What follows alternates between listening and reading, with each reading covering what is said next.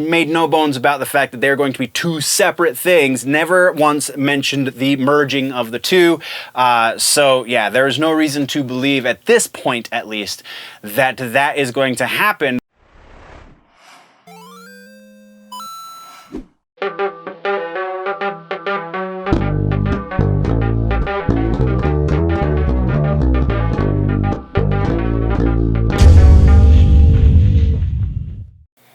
Hello again, nerds. Welcome to another episode of the Nerd News. In today's episode, we have a super exciting update about the Alien series over on Disney+. We're talking about the Aqua movie trailer that just dropped, a new Joker rumor that makes a whole lot of sense, and a bunch more. But first, we have some housekeeping stuff to hit. So in housekeeping, just an update on the schedule over the next little while. We are not going to be doing a live episode this weekend. I have a couple of projects that I need to finish that are going to be paying me money, so that kind of takes priority. So a couple editing projects that need to get done, so that's what I'm going to be doing with my Friday night instead of the live news. So maybe I'll get approval from the client to promote them here or somewhere on the channel. If not, my apologies, but it is what it is. And then next week, we will not be doing either the regular episode or the live episode because I will be out of town once again for a few days. This one's more of a different family reunion, I guess. So there is that. And then later in September, there's going to be a couple of weekends where we don't do live shows because I'm going to see Clerks on tour, and then I have some concert things that I'm trying to schedule and trying to maybe turn into content if I can get away with it. So hopefully I'll have more updates on that as they come closer. And I think so far that is what we have for housekeeping. As always, check all of the social medias. I'm on pretty much all of them. But the ones that I am the most active on are Instagram and Twitter, and then obviously YouTube. We've got the two YouTube channels. If you haven't subscribed to the Clips channel and you're only subscribed to the main channel, or if you're on one of the syndicated outlets and you're not subscribed to either, Generally Nerdy on YouTube is the main channel. Nerd News Clips is the short form channel, so you can digest it in smaller chunks throughout the course of the week. All of that being said, thank you very much, nerds, for joining me once again for your Nerd News once a week, the best place to get all of the nerdy stuff that's going on in pop culture. Real quick and generally speaking, let's get to the news now, shall we?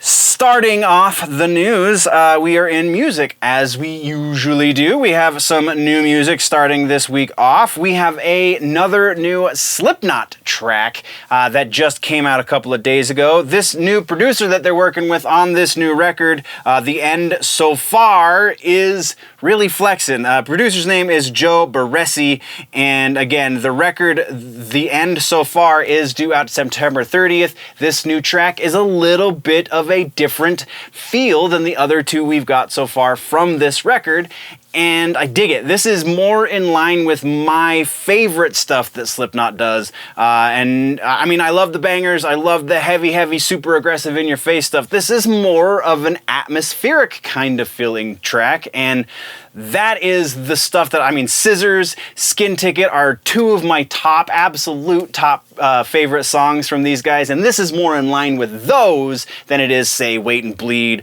or any of the other singles or anything else we've gotten that's made it to the radio or to, you know, Sirius XM. So, yeah, this is a different face for Slipknot, and we kind of got a little bit of this in the Grey chapter, and maybe sort of a little bit in We Are Not Your Kind, but not much there. So I'm super duper appreciating this return to form. So absolutely recommend Slipknot Yen. Primus has released a new song this week as well. This song is called Follow the Fool. It is the final single from their Conspiranoid EP. The Conspiranoid EP, I believe, came out in 2019. This is the last thing they're going to be doing from there. Presumably that means they're working on new music, but honestly hadn't listened to anything off of Conspiranoid before this track, and man, I think I'm going to give the rest of this EP a listen based off of this track. This is almost a return to form for Primus. I haven't liked much that they've done since Green Nagahide. It's been very, very hit and miss, with more on the miss side and very much less on the hit side. I think this is a solid Primus track. Definitely not the best Primus track, but it's better than we've got from them for a while. So this is a bit of a weaker recommend, but a recommend nonetheless for this new Follow the Fool track from Primus. Continuing with new music, we have the Mars Volta has released a new track, as well as let us know about the new record and tour. We're not going to talk about the new tour or the new record because for whatever reason I didn't write down the name of the new record, but we'll get to other better music from Mars Volta in just a minute. But yeah, Vigil is the name of the new track, and I don't know what has happened to these guys. Everything they've done up until that last released single, I've been a huge fan of. This record, the 2 tracks we have so far, not so much. I will give that this track, this Vigil song, is a little more in line with Cedric's vocal stylings, but Omar's instrumentation just is going in a very different direction than I anticipated, and I'm having a whole lot of trouble getting into it. I can't really recommend this because this is such a departure from everything we've got from them previously. Though, if you are a die-hard fan, then nothing I say is going to change your mind. You already love this track. If you are like me, and De-Loused and Francis the Mute are kind of where you see the Mars Volta, this is not the same band. So not really a recommend for Vigil from the Mars Volta. And then rounding out new music for the week is Drowning Pool has released a new single. We haven't heard anything from Drowning Pool since like 2016, I believe. The name of this record is Mind Right. Or the name of this track rather is Mind Right. This track is a tribute to early days Pantera, to Pantera in general. Kind of, there's some Dime lyrics in there, it sounds like too. It's pretty cool, I can dig it. The new record is called Strike a Nerve. It's due out September 30th. This is a very weak recommend. Drowning Pool honestly peaked with their first record. If you are into the new metal stuff, then you know this. They've done some solid stuff since, but it hasn't been quite to the same level. This is probably some of the better stuff that they've done since that first record, and honestly, this is a lot more aggressive than the previous outings from this band, but still, just the energy, the production on this is even pretty lacking by comparison as well. The vocals feel really lost in the mix. It's kind of, there's no kind of kick you in the balls kind of energy here. It's all fairly superficial, and I'm really not digging that either, though again, it is a bit more aggressive, so I can get behind that element of it.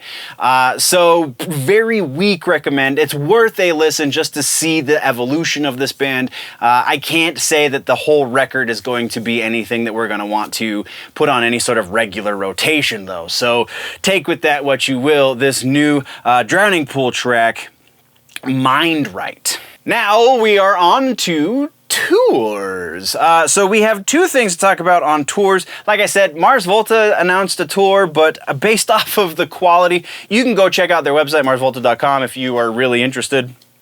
Because, I mean, they are an interesting band, and they are really, really phenomenal live. I would imagine they're going to be playing a lot off this new record, and so far, I really can't recommend listening to the new record, so that's why we're not really touching on in detail information for Mars Volta. But we do have a couple of things that were announced this week. First off was the Misfits, and actually, I think this one was announced last week, and I just missed it, but I could be wrong. Either way, October 29th, we're going to see the Misfits, the original, well, not the original, but like what everyone kind of thinks of as the original Misfits lineup. We're getting Doyle von Frankenstein, Jerry Only, and Glenn Danzig, obviously, on vocals. I can't remember who's going to be playing drums for them, but the 3 that everybody cares about are those 3, and they're going to be there. So this is another just one-off show. This is not an actual tour. This is a Halloween special edition of the Misfits, so that's pretty awesome. It's going going to be with Alice Cooper and the Distillers, who I thought broke up. So that's very interesting. This is going to be at the Dos Equis Pavillion in Dallas, Texas. Again, October 29th. Tickets are on sale now, I believe, or tomorrow, I can't remember. But either way, go get tickets because this is definitely going to be something to watch, something for the record books and so on. I think it's hilarious that every time they perform, they're like, this is gonna be the last time we perform. And then 2 weeks later, they do interviews and they're like, oh my God, it was so amazing. We might do another one. So I don't think this is actually gonna be the last time we see the Misfits on stage together, but there is the slim possibility. So maybe you wanna go get your tickets. And then the other one I kind of mentioned a moment ago, and that is Drowning Pool has announced a new tour. Again, if you are already a fan of Drowning Pool, if you're big into the new metals, then you're probably down with this new sound for Drowning Pool. September 17th kicks off the tour in Orlando, Florida at the Central Florida Metal Fest, and it runs through October 14th in Katy, Texas. There's quite a few dates in there, so they should be in your neck of the woods sometime soon. This is gonna be a tour for fans. If you're just getting into the new metal, maybe not Drowning Pool right off the bat, just because it's kind of they're not the greatest example of the genre, so maybe get a little bit used to them and find your flavor before you go for, wherever. But if you're a big fan of Drowning Pool, then absolutely go check this one out. That is our regularly scheduled music section. So, music suggestion for the week. Like I said, we're going to be talking about Mars Volta's good records again in the episode, and here we are in the suggestions. De-Loused and the Comatorium is my favorite Mars Volta record. The Francis the Mute record is a very close second, but De-Loused, by far, their first record is something that I don't think they'll ever be able to top, and if you go take a listen to it, you'll see what I am talking about. Oh my God, this is some amazing freestyle Mexican prog. That's kind of how Cedric and Omar both have described their sound. Well, that's how they described it back then when they performed it, but wow, this record is so amazing. That is why it is our suggestion for music this week. Gaming and tech is where we're going next, and we have a few follow-ups. It's not the heaviest version of the gaming and tech section we've ever been to, but it's also not the lightest, so let's jump right in. First up in follow-ups, we have Beyond Good and Evil 2, the game that was announced, I believe it was 2 years ago, is getting a little bit of an update, and it's not a great update. This update is pushing the release date back. So originally it was supposed to, be released in 2023. I believe it was actually springtime of 2023, though I very well could be wrong. Either way, the rough window has been removed to a very vague window to sometime this console generation. This console generation being the Xbox Series and PlayStation 5. So it has been removed from last gen console hardwares as far as announcements go. So it will not be an Xbox One game nor a PlayStation 4 game. It will only be on the Series and 5 respectively.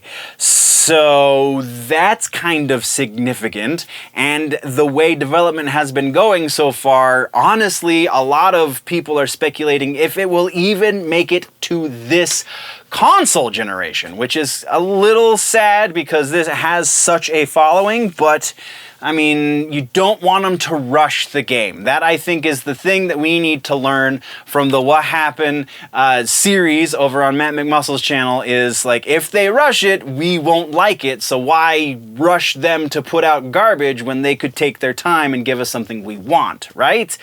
Hopefully that's the way it works out, though again, that's never a guarantee. That's what we have for Beyond Good and Evil. Let's move over now to Dragon Ball Fighterz. This one comes out of EVO.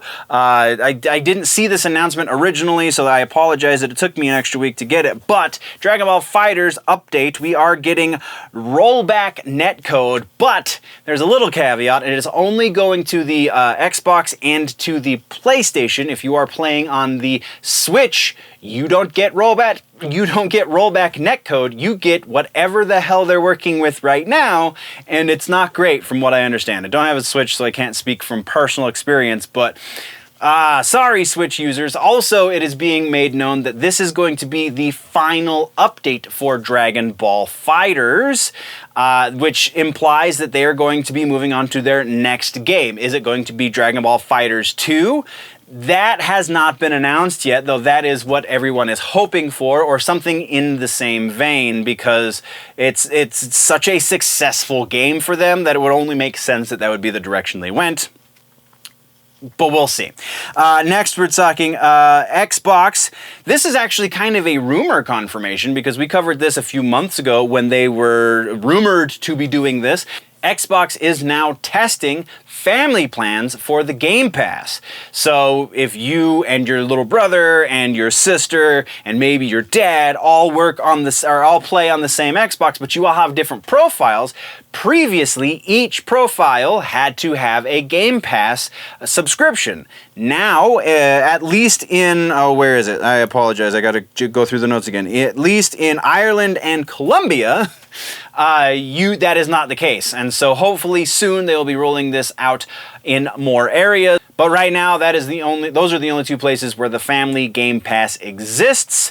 That is what we have for follow-ups. Let's move into trailers. This one's actually kind of huge as well. SNK is getting back into the fighting game in a different way. This Fatal Fury is coming back into the arena, and what with their King of Fighters kind of being relatively relevant still, this is the game that birthed the King of Fighters, so it's gonna be interesting to see where they go. This trailer actually does a fair amount to get the hype rolling. It's not super high levels of hype just yet, but it's definitely got the community intrigued because, again, it is such an OG title. This is the first time that we have seen Fatal Fury, This is the first time that we have seen a Fatal Fury game since 1999. That's right, this right here, this guy right here, you can't see that on camera. Woo!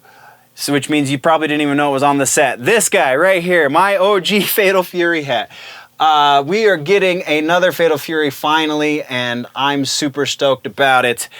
Hopefully they get that hype machine going a little bit better, and we get to see a lot more promising stuff. Right now, this is just an announcement that it exists. Very little as far as like content yet, but stay tuned because as it happens, we will be talking about it. So.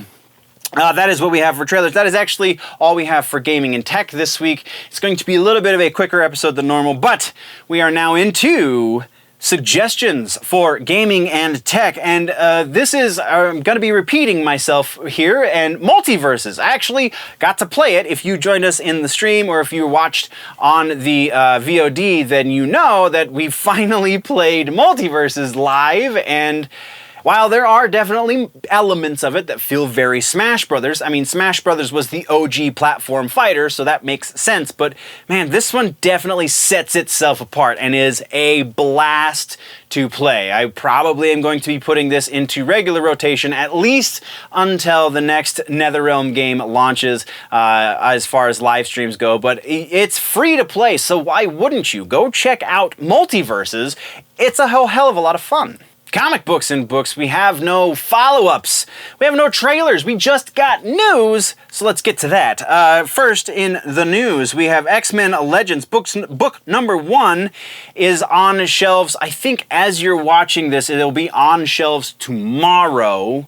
Which, no, that doesn't make sense. Should be on shelves today, actually. Sorry. Yeah, because as I'm filming, it's the 9th, and it's supposed to be on Wednesdays are Marvel days for comic books. So, yeah, August 10th is going to see the release of issue number 1. Why is this significant? Why are we talking about this book? It's because this is going to see the revitalizing of the Wolverine and Hulk feud, which is kind of significant. That was right as that was kind of coming to some sort of conclusion slash just fizzling out, was right around the time I stopped reading Marvel books. So I'm kind of stoked about this. Yeah, that's the only reason why this is relevant. It's still potentially going to be pretty good. It's going to be written by Roy Thomas and drawn by Dave Wachter, again on shelves as you're watching or listening to this. So go check it out. Maybe don't pick it up if you're not super into it, but check it out at least and see if you were super into it. That is what we've got there. Let's move right along. Next is the announcement of a new book. Planet Hulk is getting a sequel story arc. This one is called World Breaker. It is going to be written by Greg Pak, much like the first one was. It's going to be on sale in November. That was a great book. I really dug Planet Hulk. It has a really epic conclusion, so if you have not read it, that actually brings us to comic book suggestions for this week. Planet Hulk, the original story from 06-07, is absolutely worth your time to read. The ending could not be more epic. Just the way, I'm not going to spoil it for you, but Planet Hulk is worth a read. It is so much fun. Greg Pak did a fantastic job. I hope that World Breaker is just as good, if not better, as the original, because one of my favorite Hulk stories, and I'm not a huge Hulk fan by any stretch, so go check out the original Planet Hulk from 2006-2007. It's worth your time. TV streaming, notoriously the biggest section of the show, and this episode, not necessarily the case, about the same size as movies, but we'll probably spend a lot more time here because we have an amazing Alien update. But we got to start in follow-ups and corrections. First up, follow-up is Penguin. We have a follow-up here. Colin Farrell starring series has been confirmed that it is actually going to be hitting HBO Max in light of all of the crazy that's been going on with HBO Max recently, not the least of which being, all of the layoffs and the cancellation of Batgirl and X, Y, and Z. All of the things that you've been hearing are legitimately happening. Zaslav going a little crazy. Though, the one thing that I do want to put to rest right now is we covered this in the live episode, and I don't think I outlined it explicitly, but it does seem that the rumors that HBO Max and Discovery Plus will be merging are baseless, because Zaslav said in the quarter 2 sales call, or the investors call, that those are going to be two separate entities. They're going to get their own time to shine, effectively. I'm very much paraphrasing, but he made no bones about the fact that they're going to be two separate things. Never once mentioned the merging of the two. So yeah, there is no reason to believe, at this point at least, that is going to happen, though there is a significant amount of cuts happening over at HBO Max. So kind of just be grateful for everything we get from Warner Brothers that hits HBO Max, because they're going to be down, at least in a couple of months, approximately 70% of their workforce. It's pretty significant, but probably needed, not gonna lie. So yeah, that is what we have for follow-ups. Again, very specifically, I'm gonna go back to the actual point we're supposed to be telling about. Penguin is actually coming to the HBO Max platform, which also means that the Batman, the Matt Reeves Batman series is still continuing, though it seems that the Gotham PD series that ties directly into that is lost somewhere in the shuffle. If I can find some information on it, we will talk about that in a future episode. That is all we have for follow-ups. Let's get into trailers. We just got Rick and Morty trailer about Season 4. Season 4 will be launching September 4th.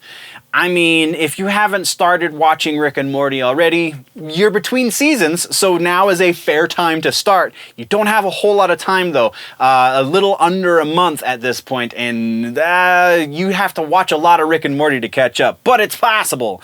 And it's worth a shot, because Rick and Morty's a lot of fun, I'm not going to lie.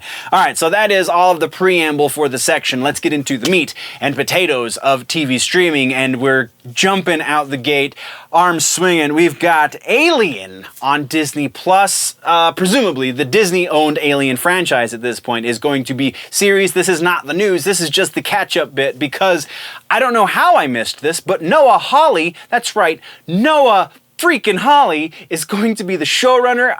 As I'm saying this out loud, I'm remembering we probably did talk about this on the show, because as I was reading it, it didn't sound familiar. But again, hearing myself say it, I believe we actually did cover this when it was announced, but still, Noah freaking Hawley is the showrunner for the Alien series, and apparently all of the scripts have been finished and turned in. That's not to say that they're going to go into pre-production just yet, though it's possible. More likely, though, they're going to get some notes from the studio and have to do some rewrites and so on and so forth, and then going to pre-production. But that does mean we are a little bit closer to seeing this Alien franchise, and I'm so excited because I love Noah Hawley. Those that don't know, Noah Hawley did the Legion, amongst other amazing things, but very specifically, the reason why I'm so excited about this is because he did Legion on FX, and that was phenomenal, and I'm super excited about this. Anyway, I'm going to keep gushing if we don't just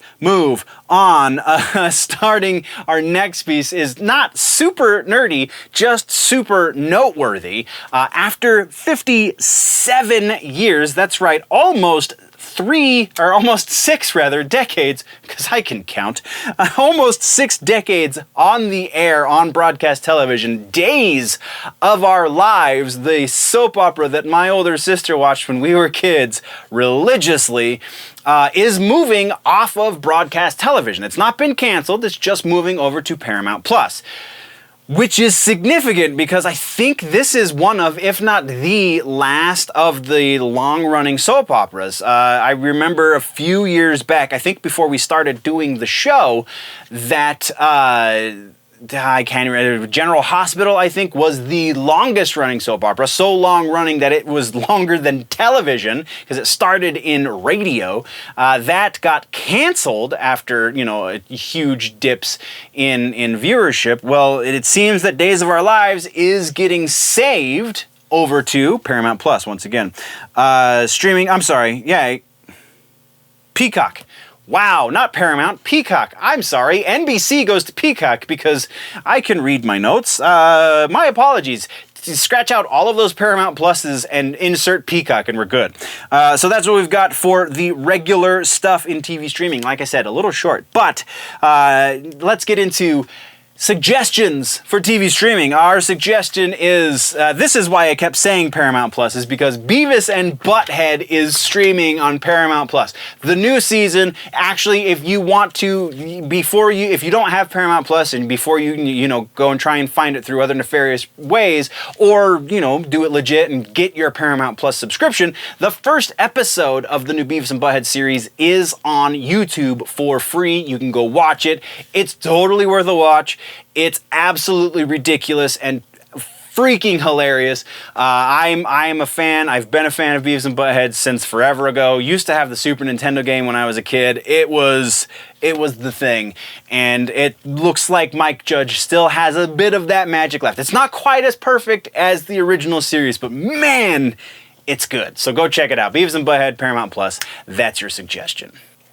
Movies is a proper section. We got a little bit of everything in here, so let's get to it.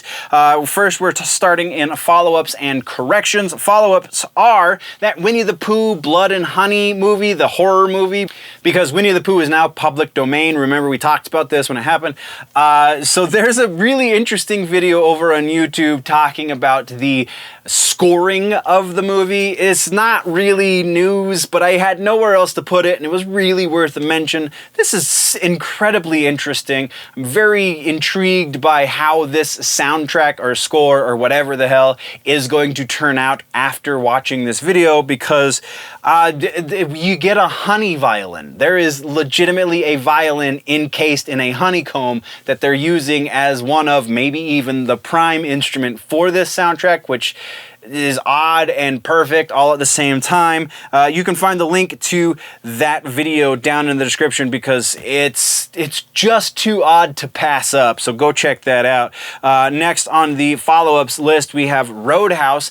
Pretty sure we talked about this previously. Jake Gyllenhaal, for the TLDR, Jake Gyllenhaal is going to be fronting the reboot version of Roadhouse, made famous by Patrick Swayze. Well, the follow-up this week is that Conor McGregor, UFC bad boy extraordinaire, is going to be making his acting debut in this movie opposite Jake Gyllenhaal, which, okay, sure. that gets me a little bit more curious about this movie. I'm not even gonna lie. And then our final follow-up for this episode is the third Sonic movie has a release date. November 20th of 2024, we'll see the release of Sonic 3. Wasn't 100% aware that it had been greenlit, but now you know it's been greenlit and it actually has a release date. Whether or not it sticks to that release date very much remains to be seen, though I would imagine they have all of their digital assets in line. It's just going to be a matter of filming the live action bits. And I mean, it's primarily a kids movie, so that should be pretty quick. That is what we have for follow-ups. Let's get to trailers. Aqua Teen Forever Plantasm just dropped a trailer. That is the movie. Remember we talked a couple of months ago that Aqua Teen and the Venture Brothers and Metalocalypse and all of these other shows that were on Adult Swim that got canceled unceremoniously are getting movies as a way to kind of wrap up their narrative. I don't know that that's necessarily the case exactly with Aqua Teens, but it's going to be another Aqua Teens movie. It's going to be coming to physical release and digital download this November, and then it will be available on HBO Max and streaming on Adult Swim sometime later in 2024. Wow, I'm kind of psyched about this one as well. Go check out the trailer. It's actually a clip from the movie because, yeah, it's just great. Go check it. That's what we've got for trailers. So let's get into, we're in the meat and potatoes portion of the news for movies, and we got to start this section because there's not a whole lot of meat and potatoes. We got to start this section with a real bummer piece, and that is Olivia Newton-John. You know her very much from the Grease movie opposite John Travolta. She also had the singing career. She did the Let's Get Physical song, amongst other things. Very successful lady. 73 years young. And she lost her battle with cancer. And this has been an ongoing thing. It's not exactly out of the blue, but still a sad day in Hollywood. So we are going to take a moment and remember Olivia Newton-John.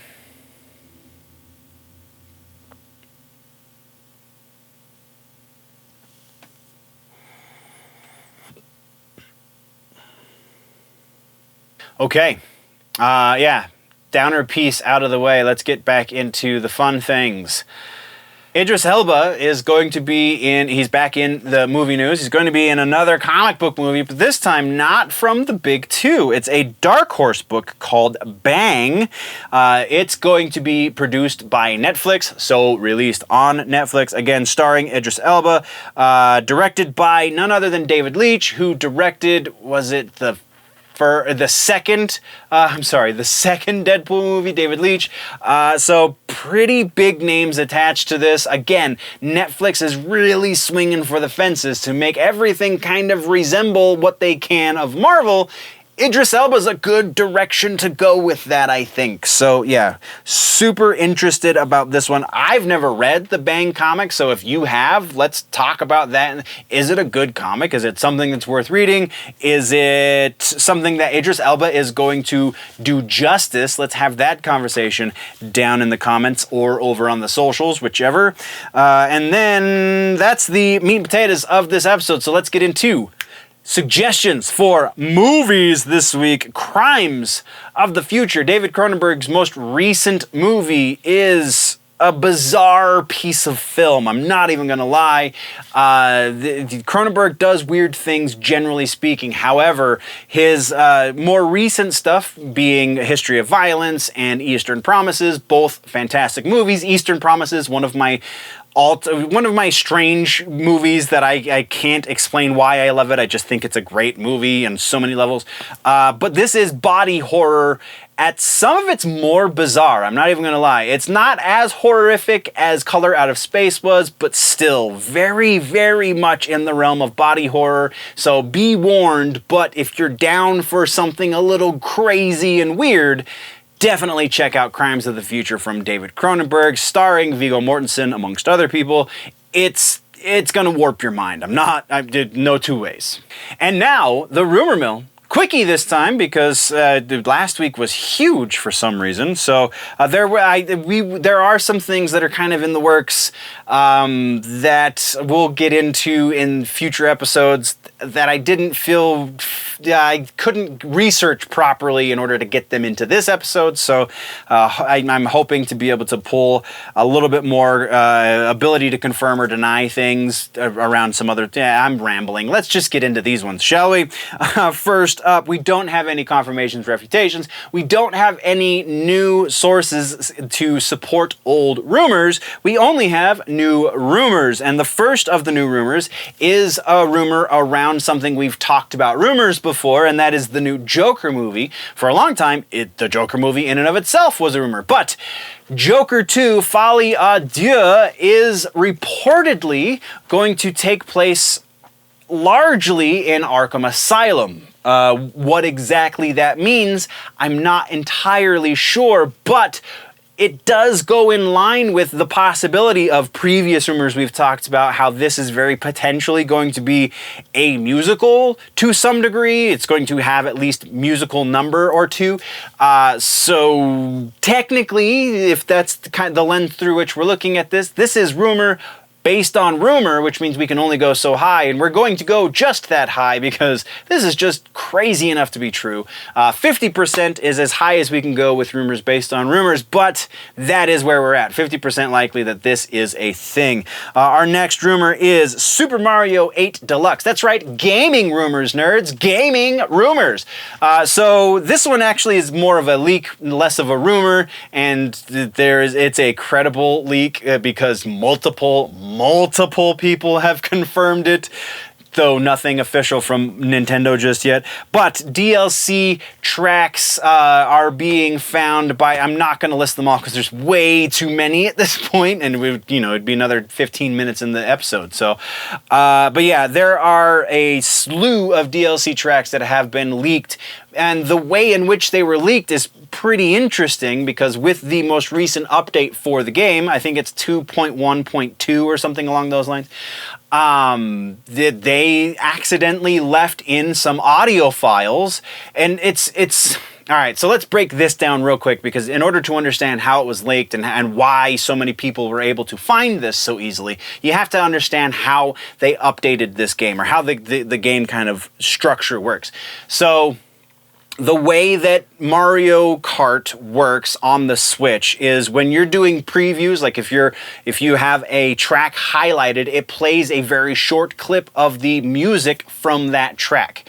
And it would be really demanding on the RAM of your console if it had to load the entire track or the entire audio track for that go-kart track. So many tracks. So what they do is they have two separate audio tracks. They have the full track that plays when you're actually racing in the kart track, and then they have a short 1-second clip of that audio track that plays when you're previewing the track, when you just have it highlighted. So when they updated to this new update, the 2.1.2, I believe, very well could be wrong, but I think that's where it's at. They deleted the full tracks, but they left a whole lot of those 1-second previews in the game files. And so anyone who knows how to look at those game files on a Switch has seen this and confirmed that it's there. And so many people have seen this, and so many people are familiar with this content that they are able to determine exactly what track that music is from based off of previous games in the series. So they have put together, there's a whole chart of which DLC tracks are coming to Mario Kart 8 Deluxe, because all you need with Mario Kart stuff, because it's so well known, is just that first second apparently, and you can put together whole charts. And now it's not completely every track, it's not 100% inclusive, but it's pretty close. If I had to go off of memory of what the grid that I saw looks like, it's approximately 70% of the potential DLC is the preview tracks are still in the audio, or is still in the files for this game. Now, it is a leak. It is something that is very, very potentially going to be changed in the future. It has to be changed to some extent because there are missing things in the DLC list. So we know it is going to change. How it changes very much could change which of these tracks actually gets released. So that's why we're putting it here in the rumors section, and that's also why we are giving it an 80% and not something higher and more definitive, because Nintendo could say, oh no, we screwed up, we're gonna pull out half of those that were stayed in there and then give you something else in the future. That's all very much within the realm of possibility. Not super likely, but possible. So 80% likelihood that these preview tracks are legit. Next, let's throw a little Star Wars action at you, shall we? That used to hold a different weight to it when you said, all right, let's talk about Star Wars. And now it's like, let's talk about Star Wars, I guess. So Star Wars Acolyte, the series that is coming to Disney+. There's been a little bit of rumor around it, and we kind of have two rumors here. So some of it has to do with code names. I don't remember all the code names because I didn't write them down because they're fairly irrelevant because they're code names, which means they're going to be changing. But there are a couple of rumors around Acolyte, first of which we're going to talk story, potential story content, so maybe leaks or maybe spoilers, I guess is the word I was looking for. So if you are not want to hear the spoilers, then thanks for listening. You can fast forward a little bit, and yeah. But either way, that you've been warned. So the first rumor, again, story-wise, apparently this is going to be based on two sisters. The first, I believe the rumor said first 2 episodes are going to be based on establishing who these two sisters are as kids. They're very close, and the village that they live in is being terrorized by this alien race, and the Jedi come in and offer to protect them from the alien race, and then they offer to train the younger of the sisters in the ways of the Jedi, because the older of the sisters is too old to train. And then we fast forward after the first couple episodes to when these two sisters are older, and we have the younger sister as a young Jedi. They're both Force sensitive, I guess we should say that. They're both Force sensitive, and so the younger sister as a Jedi, the older sister training to become and or is already a Sith. That's where the Acolyte part comes from, is because that's going to be the older sister. She's going to be the Sith Acolyte, apparently, according to the rumor. And then, you know, battles ensue and crazy and bad things happen. So that's the first rumor. The second rumor is that the big bad, the main villain for this series, is going to be none other than Darth Plagueis. So that means that you have to believe this is a prequel to the prequel series. And I believe they may have said that, but I can't remember explicitly, so that kind of lends itself a certain way. So let's talk about the likelihoods of these. First and foremost, Plagueis.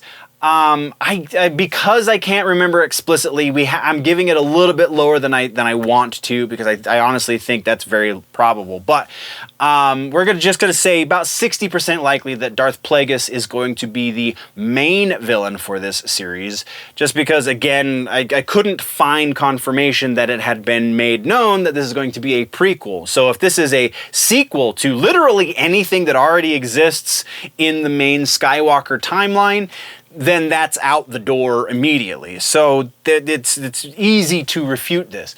But the second rumor, I think, is much more viable of a rumor, because female leads, inter-family conflict, sounds actually legitimately compelling, so the community will at least accept it, and also checking the social justice boxes like Disney is wont to do these days. So makes a whole lot of sense that this would be the direction that they're going. I'm going to give that, the sisters storyline, I'm going to say that's about 70% likely, potentially even higher than that. I'm just being super conservative right now. 70% likely that these sisters are going to be the main protagonists, I guess, even though, again, conflict between the protagonists is an interesting thing. So yeah, that's where we sit with Star Wars Acolyte.